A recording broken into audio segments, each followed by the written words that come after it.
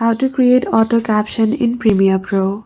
Hello everyone, welcome back to our channel, and today we are back again with a new video. So without any delay, let's get into it. For that, firstly open Premiere Pro application.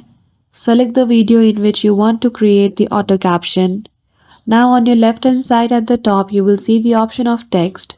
Click on it and click on create transcription. Now here in this, choose the language and click on transcribe.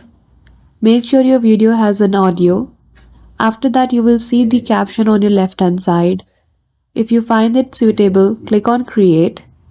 And now to place it on your video, you can simply edit the text on your right hand side. Choose the style, color and background according to you like.